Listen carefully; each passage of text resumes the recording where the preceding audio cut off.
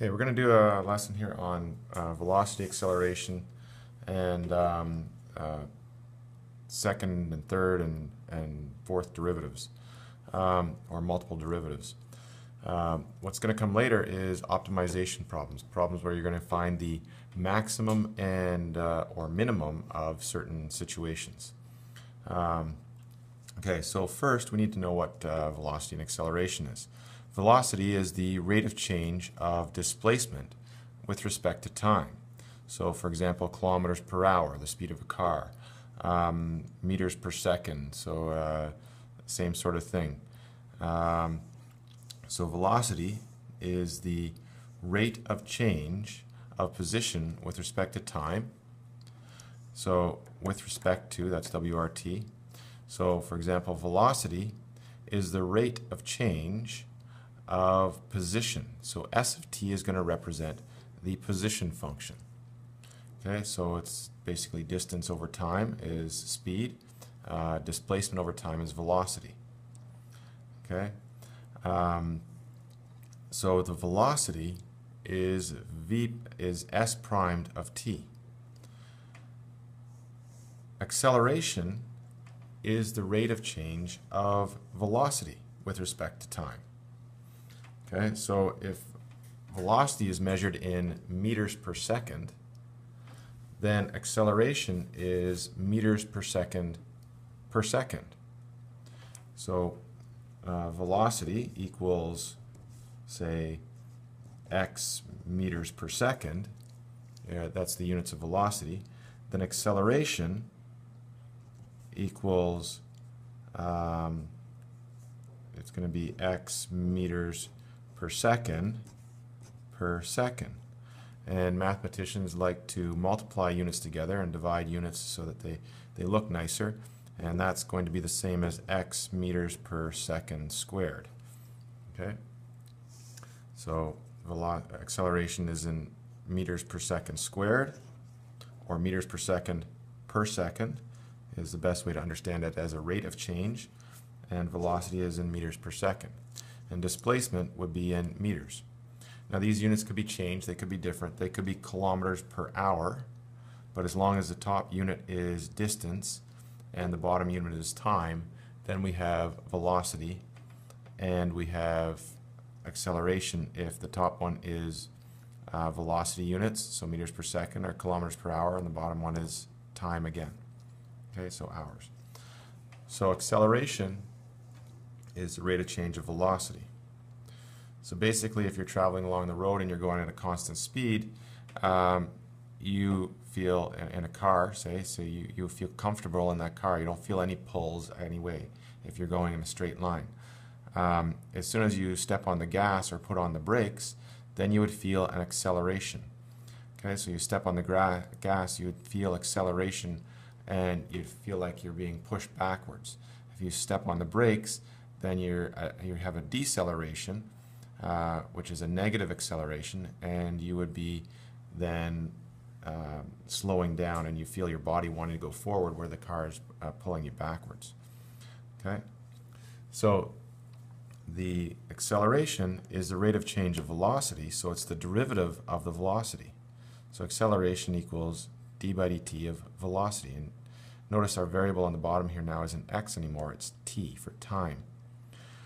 But velocity is the derivative of displacement.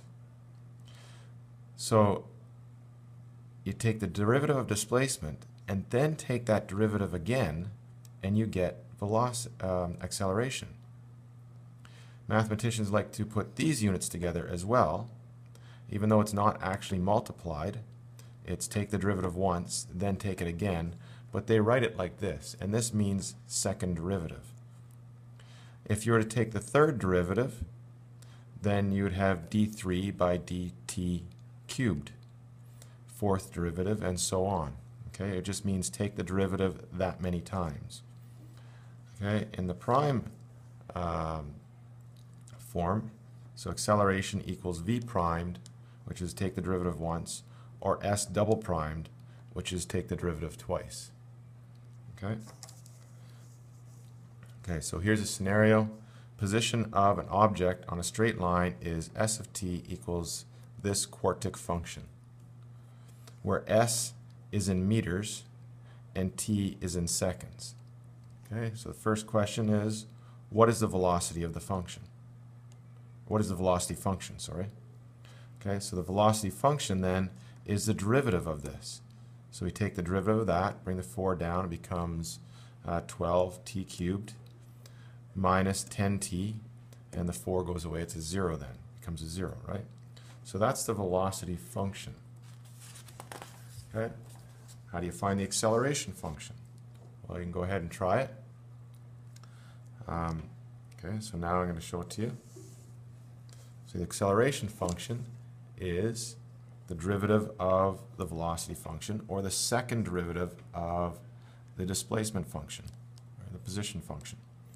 So the derivative of the velocity function is going to be 3 times 12, which is 36, t squared minus 10. Next question, what is the initial position of the object? Okay, so the initial position is, well, the position function is s of t, and initial would happen when time equals 0. Okay, so s of 0 is going to be the initial position as from some reference point. Okay, so you work that out, plug 0 in, you get 4.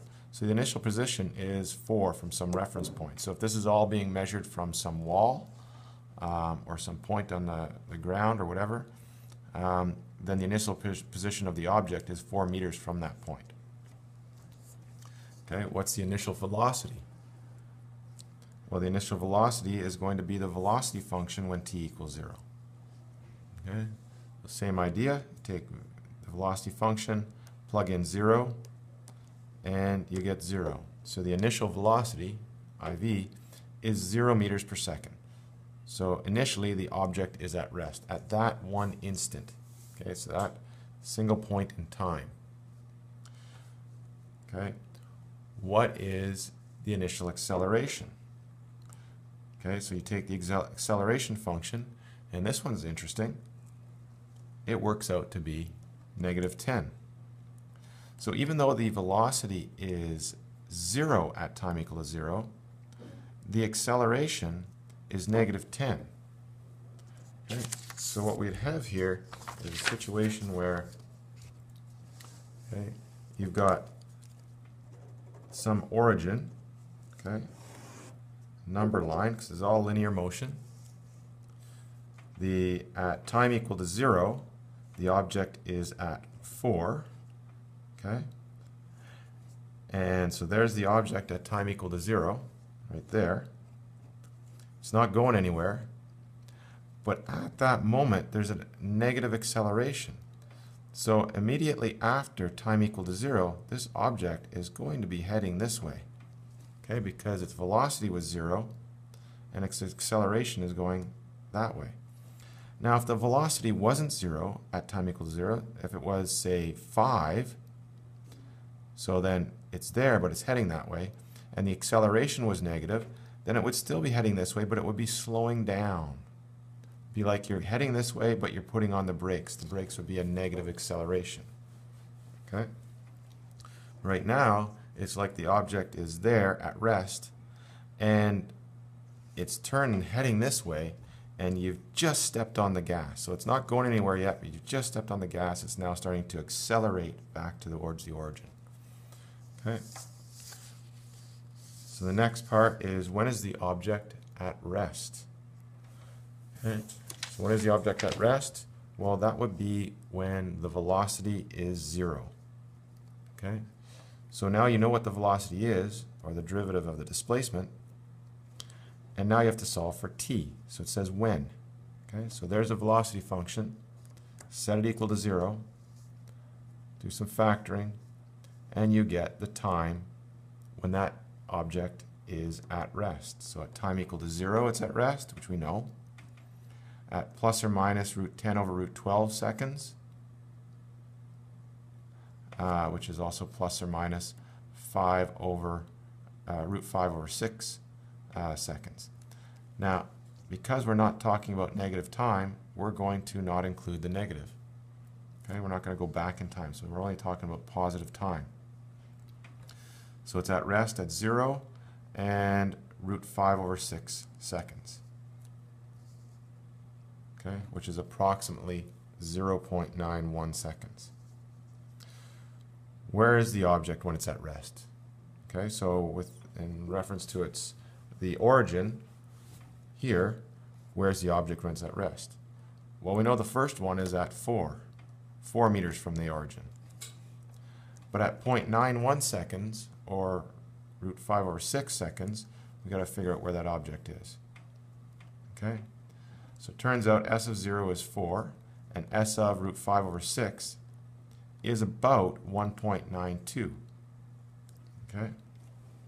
So the object is heading this way, and basically here it is. So it's heading this way because it's 0 there, it's accelerating, and then it must be starting to decelerate some point because it gets to 0 again here. The velocity is 0 at 1.92 seconds.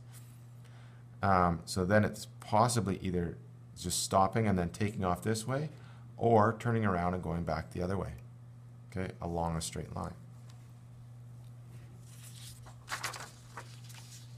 Okay, another question. When is the object speeding up and slowing down? Okay, so when is the object speeding up or slowing down? Well, there's a couple conditions here.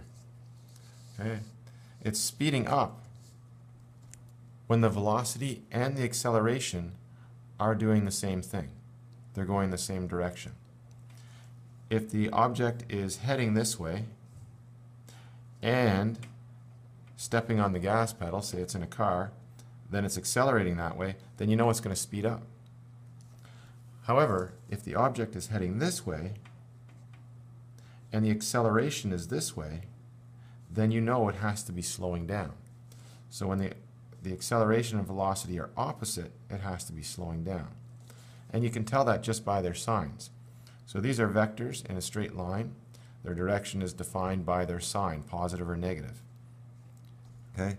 So it's speeding up when the velocity times the acceleration is greater than 0.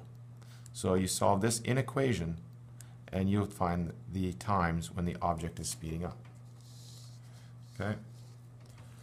So basically, you've got to multiply the velocity function times the acceleration function. In factored form, this is what you get. It's not pretty, but it does do the job. Okay? So you factor this cubic, you'll get this. Factor this quadratic, you'll get this. And you want to check that out to make sure you've got that. Here you just factor a t out, and then you've got a quadratic.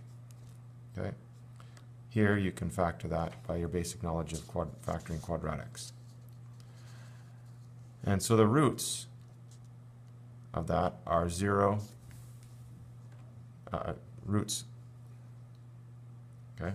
So for when it's equal to 0, so those are the points where it could change signs, are when t equals 0, t equals plus or minus root 5, 6, and t equals plus or minus root 10 over 36. Now we're only looking at the positive times. But we can do this chart here. Okay, we could graph this function. It is a polynomial, so it's easy enough to graph. It's got a positive leading coefficient, so we know it's going to open up on this end. Okay, and here are the values. So there, there, and there. So when is it speeding up? When this function is greater than 0. So this represents the polynomial. So it's speeding up on this side here and between 0 and 0.535. Okay, 0.535 is root 10 over root 36. Okay, so the object is speeding up in this interval here and this interval. When is it slowing down? Well, doing the same thing, but only when it's going the other direction. Okay. So that's it on velocity and acceleration.